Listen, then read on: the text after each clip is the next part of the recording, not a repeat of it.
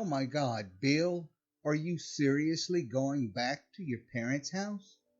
Even they didn't want to be there when we told them what happened and showed them the history of the house.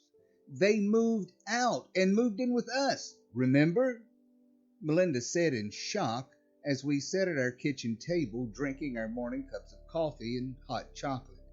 Yes, my parents did move out, and yes, they did move in with us, but they still own the property. Anyway, I've got to know what's behind that piece of wood, babe, I responded, taking a sip of my coffee. Why, Bill? Why do you have to know? Why can't you just leave it alone? She asked aggressively, staring me straight in the eye. Now, any man in a relationship knows that when your girlfriend, wife, or significant other is upset and staring you directly in the eye, it's not a good thing, and you need to be careful about what you say next. I, like an idiot, said the wrong thing. I I don't know. I just have to, I replied nervously. Belinda's eyes then widened.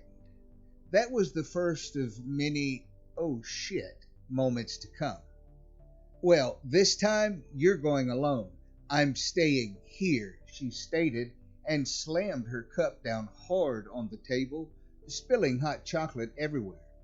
She then stood up quickly, turned around, and stomped away in a huff through the kitchen door. Melinda, I called out as she left. After a few seconds, I got up and grabbed a paper towel and began cleaning up the mess. My mother then came through the door. Bill, what's wrong with Melinda?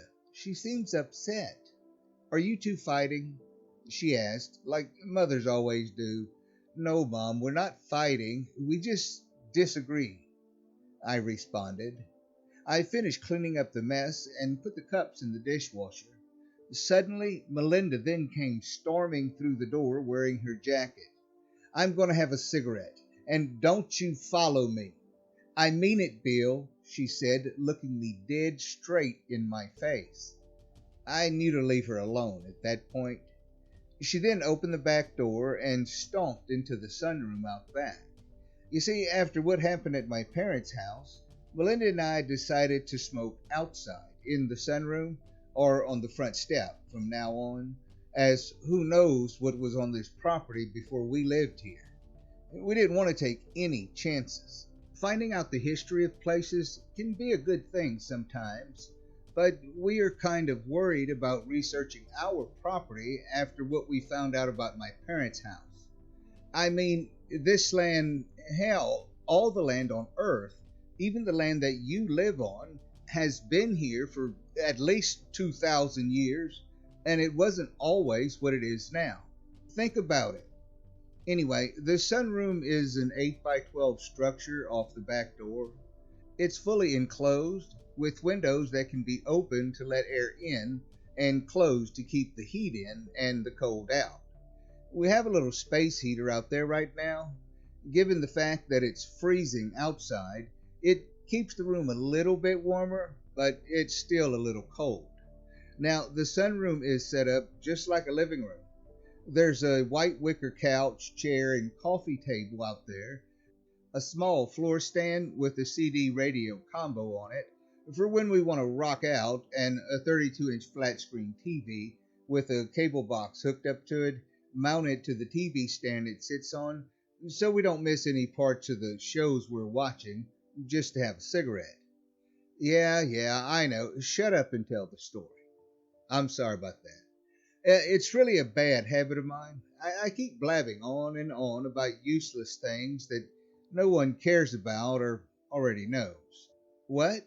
The story? Oh yeah, my bad. Anyway, go talk to her, son, my mom told me. She's pissed at me, Mom, I said back. She's not mad, Bill. She might be hurt. She might be worried, but she's not mad, she said. How do you know? I asked. Because if she was, son, she would have went out the front door to smoke, but instead she came all the way back here where she knew you would be just to tell you to leave her alone. I'm a woman. I know these things. Now go, she said in her best mom voice. Now, I don't care how old you are, how tough you think you are, or even who you are. If your mother uses her mom voice on you, you do what she says. And I did. I walked to the coat rack beside the front door, grabbed my jacket, and that's where I keep my smokes, and then walked back to the kitchen. Excuse me, Mom, I said, sliding past my mother. I then walked to the back door. I looked out of the window and saw Melinda sitting on the couch smoking her cigarette with tears in her eyes. I quickly opened the door and cautiously said, Melinda? She blew out the smoke, wiped her eyes, and said hastily, I don't want to talk to you. I then slowly began to walk toward the couch. What do you want, Bill? She snapped. Why are you crying, babe? I asked cautiously. Melinda threw her arms in the air, sat up quickly, and yelled sarcastically, Geez, I don't know, Bill. Maybe because my boyfriend is going back to the house that scared the fucking shit out of me, and I'm afraid something will happen to him, and he won't come back. Then she completely broke down in tears. I sat down next to her, put my arms around her, and let her cry on my shoulder. I leaned my head to the right and laid it on top of hers and whispered, I won't go if it upsets you this much. She then lifted her head and wiped her eyes. No, she said sharply, I'm not the kind of girl to stop you from doing what you want to do just because I don't want you to do it. Go, get it out of your system. I'll be here waiting when you get back. She then smiled and kissed me. I lit a cigarette and said, I'll keep my cell phone on me the whole time. If you get worried, just call me. I will answer, I assured her. She looked at me and smiled again. She then put out her cigarette and held my hand. I finished smoking mine, put it out, and we walked inside together. I'm going to get my stuff and put it in the car, I said. I'll be right back. Okay, hun, Melinda responded. I walked out to the garage, leaving my mom and Melinda in the kitchen. I gathered all my tools, well, the ones I thought I would need anyway, and put them in the car, like I said. I then walked back in the house, grabbed my car keys, my wallet, and my cell phone off of my dresser in the bedroom. Since I was already wearing my jacket with my smokes in the right pocket, there was no need to grab them. I then made my way to the kitchen. I walked in to see that my father had joined the party. Hey, Dad, I said. I'm going to head over to the house like we talked about. Can I get the key? I asked. He took a drink of his coffee. He drinks coffee more than I do. Are you sure you want to do this, son? He asked. Yes, Dad, I am, I responded. Okay. Good luck. Don't destroy the place, he stated. I just smiled at him. He then reached in his pocket, took out his massive amount of keys, fumbled around with them, found the house key, took it off the ring, and handed it to me. Thanks, I said, putting it in my pocket. I then walked over to Melinda and gave her a kiss goodbye. I kissed my mom on the cheek as well. I'll be back in a little while, I stated, and walked out to the car. I got in and drove to my parents' house. I pulled in the driveway and just sat in the car staring at the house for about 10 minutes or so. Now, I'm not going to lie to you. I was a little nervous about going inside alone. You see, that was the first time I'd been back since that wild and crazy day. I know. I went in there alone to get our smokes and to clean up, but Melinda was right outside, and that was right after it happened. It hadn't sunk in yet. I've had a couple of weeks to actually think about it and have a few bad dreams about it, so yeah, I was a little nervous. Now, I know what you're thinking. You said that your parents moved in with you. Well, didn't you help them move all their things out of the house or over to storage? The answer to that would be no. My parents decided that since they were getting older and knew they couldn't take any of their stuff with them when they died, that it would be best if they donated it all, except some clothes, a couple of family heirlooms, and all their toiletries to the local Goodwill. They came and picked it all up. They gave away some furniture and such to some friends, and Melinda and I took a few things to remember them by, but most of it went to Goodwill. Now, my father is a very stubborn man and wouldn't let me carry any of these boxes or stuff they brought with them.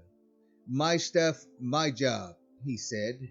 Anyway, I rolled down the driver's side window, lit a cigarette, and smoked it, contemplating going back home while doing so. Decided against it, put my cigarette out in the ashtray, grabbed my tools, got out of the car, and walked up to the front door. That was a decision that I would later regret. I put the key in the lock, turned it, heard the mechanism unlock, and turned the knob. I then slowly pushed the door open.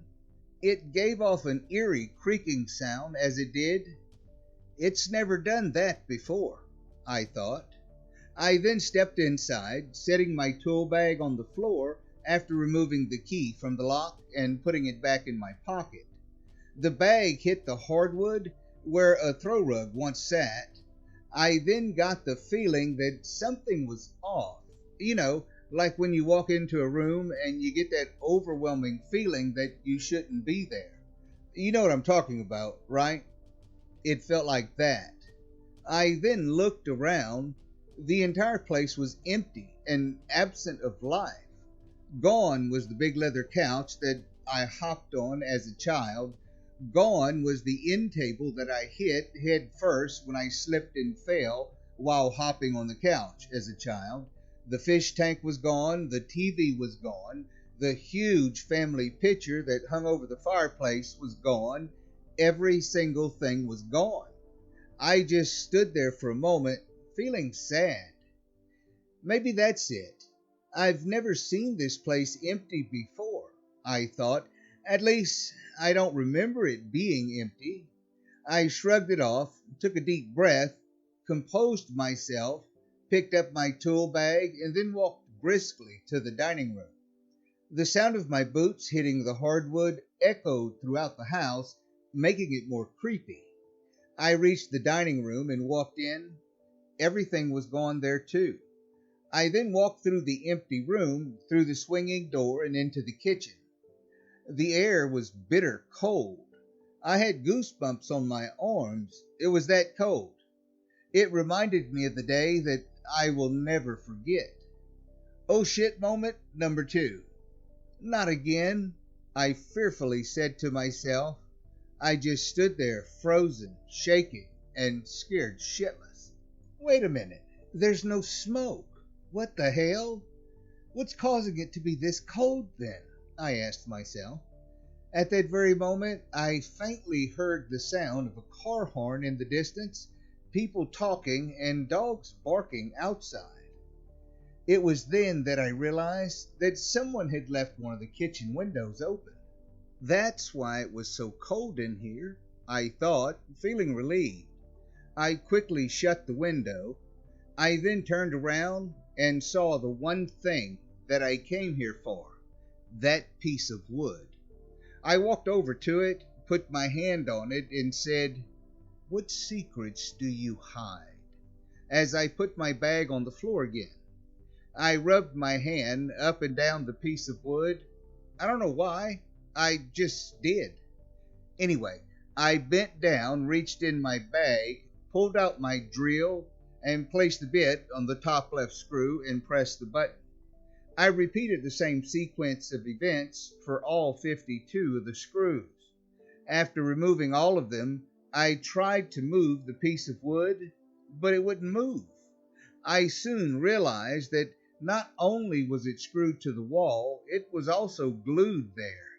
Man, somebody really wanted to keep this board in place, I thought. I grabbed my hammer from out of my bag, shimmied the claw between the wood and the wall, then carefully pried the wood free. I then slowly began lowering it after putting my hammer back in the bag.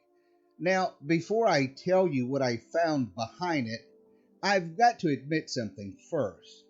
I was 100% wrong when I thought it was the hospital that boarded up the basement. It wasn't the hospital. No. Now, if you remember, the entire hospital facility burned to the ground in 1908, so there would be nothing left to board up, right? Then the house was rebuilt using the original blueprints by who? That's right, the church. It was the church that boarded up the basement, not the hospital. I didn't realize that until I got down there. Anyway, like I said, I slowly began to lower the board. Here comes, oh shit, moment number 3. As I did, the smell of stale air hit my nose. Mixed with it was the stench of old blood, mold, dirty water, rot, and decay, and who knows what the hell else. I dropped the board to the floor as I turned away from the opening. It hit with a loud thud. I covered my mouth, bent over, and began breathing through my nose. It took everything I had not to puke all over the floor. It was bad, really bad. After a few minutes, I composed myself. "Oh my God, what the fuck is that smell?" I said loudly. I then turned back around. Now, what I saw on the back of that board, I did not expect to see. It was a huge white cross painted on the back, and what looked like a line of salt scotch tape to the bottom of it. That's strange, I thought. Well, if that's not strange enough, there were multiple sets of what I could only describe as claw marks. 3 claw marks within the entire cross. Hell, they practically covered the entire board. That's not good, I told myself. No shit, myself told myself. I then heard from the basement what sounded like glass clinking together just once.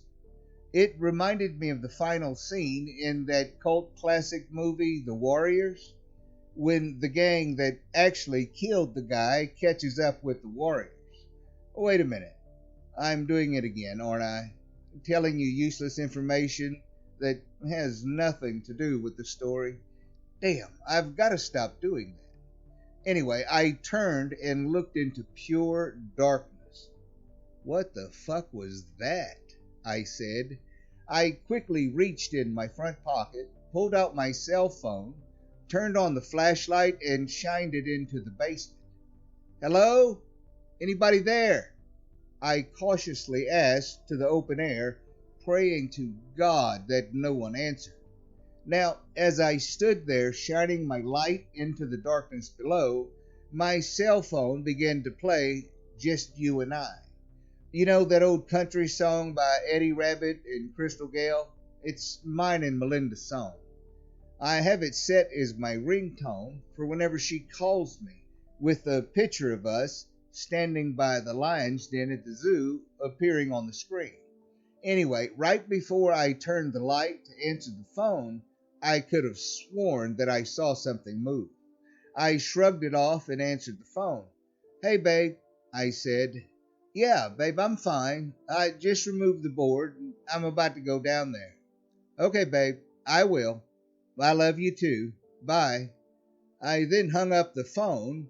I stood the board up and slid it to the right and leaned it up against the wall. I turned the flashlight on my phone back on and prepared to enter the basement. I took a step onto the first step of the staircase, as that was the only step visible from where I was standing. I shined the light on the remaining steps as I took another step. Oh shit, moment number 4. The light then showed that there were no more steps, and that the rest of the wooden staircase had rotted and fallen to the floor below. I freaked out as my foot was coming down onto nothing. I began to lose my balance. I turned, feeling myself begin to fall. Frantically, I reached out for the edge of the wall, grabbing a hold of it and balancing myself. I then stepped back into the kitchen, thankful to be alive.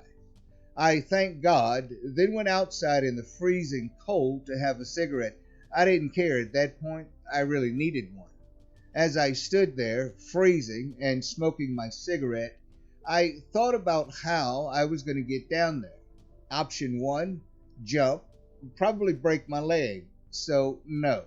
Option 2, go to the car, get the tow strap out of the trunk, tie it around the island, and use it to rappel to the basement. Yeah, we're going with option 2, I thought. I quickly ran to the car. I opened the driver's side door, tossing my cigarette to the ground. I reached in, popped the trunk, ran around to the back of the car, opened the trunk, and grabbed the tow strap and my gloves, closed the trunk, closed the driver's side door, and ran back to the door. I walked in and quickly shut the front door behind me. I then proceeded to wrap the strap around the island and tie it together. I then pulled back hard on the strap to make sure it would stay tied and walked over to the opening. I grabbed the hammer out of my bag once again, bent down, and hit the first step hard a couple of times, breaking it into pieces and causing it to fall to the floor as well. I put the hammer back in my bag, stood back upright, put my gloves on, grabbed the strap, and pulled it again. I grabbed the other end and tied it around the handle of my bag and lowered it into the basement, keeping hold of the strap. Now, again, I know what you're thinking. Why would you do that? Well, I was hearing noises down there, and I didn't know what it was. I at least wanted a weapon, in case I needed one. Screwdrivers can do a lot of damage. Anyway, a soft thud was heard as it hit the concrete floor. I turned around and walked backwards to the edge of the floor. I positioned myself so that my toes were on the floor and my heels were dangling in midair. Just then, my phone rang again. I held onto the strap with my left hand, took off my right glove, and reached in my pocket with my right hand and looked at who was calling. It was Melinda again. "Hello," I said, slightly annoyed, as I really wanted to get into that basement. "Yes, I'm fine. I'm about to go into the basement. Well, there were complications." "What?" "Yes, I'll pick up milk on the way home." "Okay, I love you too. Bye." I put the phone back in my pocket, put my glove back on, and grabbed the strap. I pulled it tight, said a little prayer, then slowly leaned backwards, moving hand over hand onto the strap. I then lowered myself into darkness. After a few seconds of practically shitting myself, scared to death that the strap was going to break, I felt my knees hit the cinder block wall. I thought about jumping again, but with my luck, I'd probably land on a rusty nail, driving it through the sole of my boot into my foot, and need to get a tetanus shot as well as break my leg. So again, I decided against that idea. I then slowly began moving down the wall, hand over hand, baby step. Hand over hand, baby step. I repeated to myself as I slowly moved down the wall. After about the 5th or 6th time, I felt my left foot hit something. I took off my right glove again, pulled my phone out of my pocket, turned it on, and shined the light downward. My left foot had hit a piece of the broken steps, so I knew I was on the ground at that point. I maneuvered around the steps, let go of the strap, took off my left glove, and put them both in my tool bag and just stood there. After a few seconds, I untied the bag from the strap, grabbed a screwdriver out of my bag, and held it in my left hand. I then began to slowly move my flashlight around to see what was down there. Now, I'm sure you all have been in a basement before and have seen pipes on the ceilings, a water heater in the corner, maybe a heating unit, along with various pieces of junk, right? Well, this one had none of that. When I first saw what was down there, it kind of creeped me out. Nah, I'm lying. It really creeped me out. The floor was made of concrete and the walls were made of cinder block, with what appeared to be several streams of water going from ceiling to floor, but no water on the floor. There were also chains and shackles with a padlock hanging in several places on the wall. The ceiling appeared to be wooden planks turned sideways, making up the floor in the kitchen. There were claw marks, just like the ones on that piece of wood, all around the walls. There were huge bloodstains on the floor.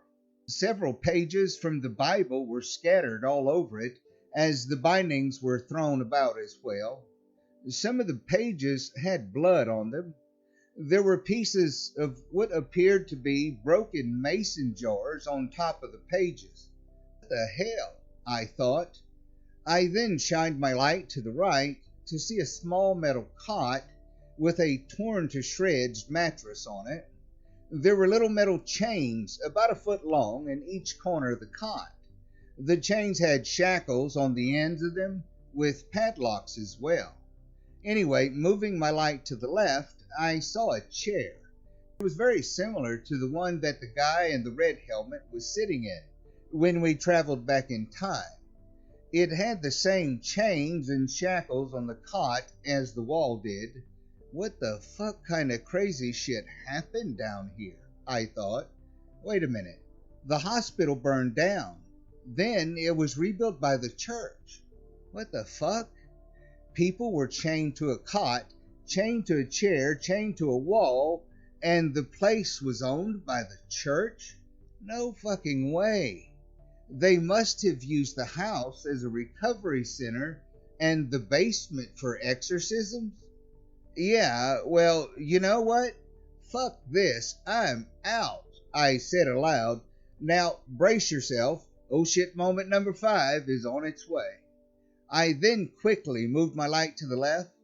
Then the light caught something standing in the corner as it passed.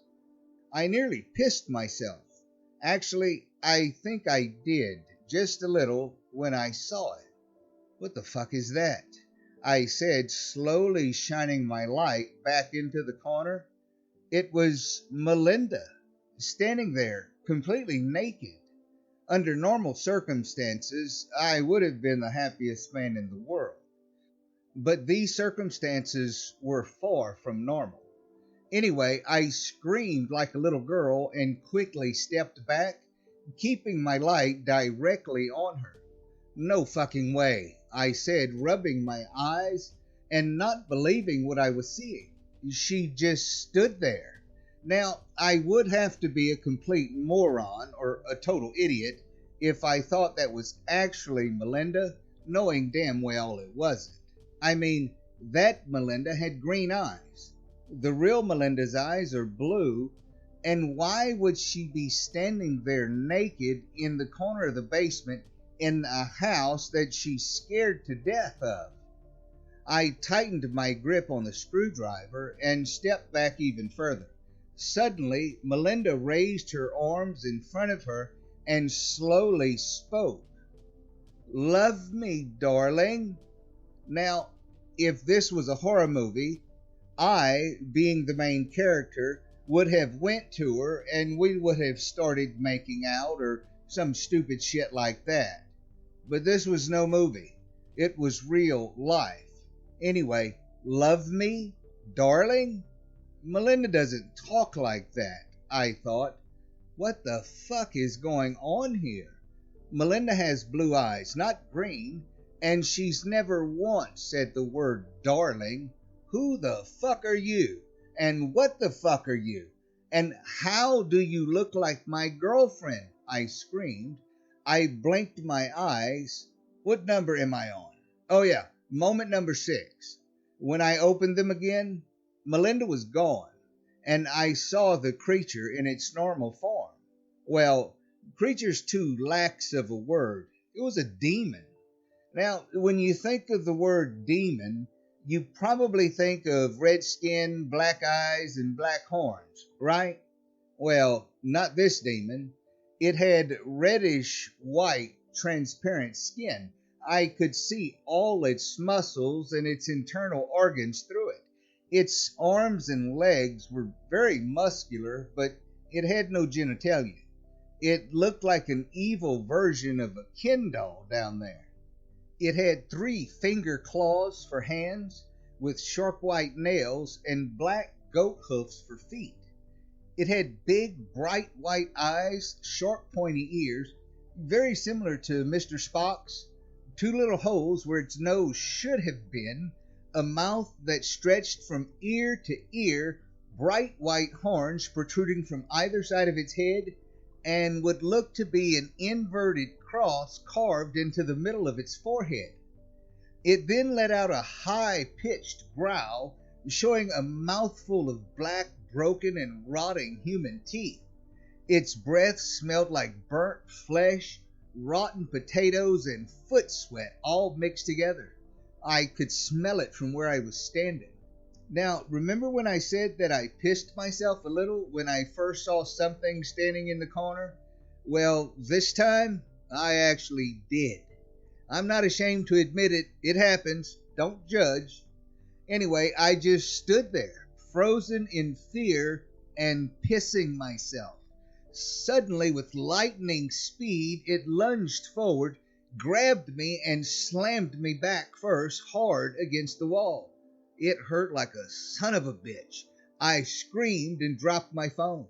The phone just so happened to land with the light shining up toward the ceiling, dimly lighting up the room, but I still kept hold of the screwdriver. My legs then gave out as I began to fall to the floor. The demon then lifted me high above its head. Now, it may have been a ghoulish demon from hell, but it spoke perfect English. Being such as us, I possess the ability to mimic the one thing that our prey truly desires. I saw her on that thing before you started talking to it. It said in a deep demonic voice, "Prey?" I thought, "It's going to kill me." That is the exact reason why I wanted a weapon. I summoned every ounce of energy I had, primal screamed, then plunged the screwdriver deep into the side of its head, all the way to the handle. It then released me and stepped back, screeching as it did. I landed on my feet and just watched. Oh shit moment number 7. I was completely horrified when its screeching turned to demonic laughter as it reached up with its right arm and pulled the screwdriver out of its head, still laughing as it did.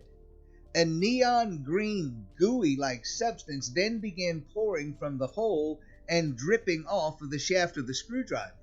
The demon then proceeded to lick and suck the substance off of the shaft of the screwdriver. Its tongue was long and split. I screamed and made like a mad dash for the strap, but I wasn't fast enough. It caught me before I even got close. It shoved me back against the wall once again and placed the screwdriver under my chin, the tip pressing hard against my skin. "You should not have done that. I was going to let you live. After all, you have set me free. But now you must die. A death well deserved. It has been so long since I feasted on the blood of a human. Now prepare to die," it said. Wait. I'll give you anything you want. Anything. Just please don't kill me," I screamed in fear. Just then, my phone, which was lying on the floor, began to play that song again. "Melinda," I whispered. There was no way I could answer it. The demon then turned its head to look at it, and then turned back to me. It smiled a devilish grin and said, "Deal." It removed the screwdriver from my chin, dropped it to the floor, let me go, and again with lightning speed jumped from where it was standing all the way up to the opening. "What do you want?" I screamed. It didn't answer me. Oh shit moment number 8. It turned to look at me, laughed, and quickly began pulling the strap upward. Again, I made a mad dash for it, and again, I wasn't fast enough. I jumped in the air under the opening, trying to grab the end of it and missed. The demon then stood up and vanished into thin air. "What do you want?" I screamed again. Then I thought, how in the fuck am I going to get out of here? I walked over, picked up my phone, and tried to call Melinda back. She did not answer. Using the light on my phone, I then picked up the screwdriver and walked back under the opening. I stood there for a few moments, racking my brain, trying to figure a way to get out of there. I then looked at the claw marks in the cinder blocks. Some of them were deep. For some reason, I put my finger in one of them. Then it hit me. If the holes were big enough, I could climb out. Now, given the fact that I'm about 6'2" with long arms, I could almost reach the bottom of it, so I knew my plan would work. I then grabbed my tool bag, zipped it up, and tossed it through the opening, praying I didn't break my drill. A hard thud was heard soon after. I then frantically began stabbing the cinder block with the screwdriver, making some of the scratch marks in the holes, big enough for the toe of my boot to fit in and my fingers to grab onto. I soon realized that doing that would take too long. I had another idea. I quickly ran over to the cot, threw the mattress on the floor, and dragged the frame over to the opening. I stood it up. It came about halfway up the wall. I put the screwdriver in my back pocket and my phone in my front pocket after turning off the light. I then began to climb the metal spring undercarriage. I got to the top of it and reached up with my left hand, grabbing a hold of the floor. I then reached up with my other hand, grabbing the floor as well. I held on tight to the floor as I moved my legs up the undercarriage. I got up as far as I could go, standing on the frame. I then hoisted myself up and out of the basement. The frame then fell to the floor. I quickly untied the strap, grabbed my tool bag, and got the hell out of there, swearing to God that I'd never come back. That did not happen. Anyway, I quickly ran to the car, threw my stuff in the back seat, got in, fired her up, put it in reverse, and hit the gas into oncoming traffic. I didn't care. I just wanted out of there. The sound of car horns and squealing tires filled the air. Thank God no one hit me.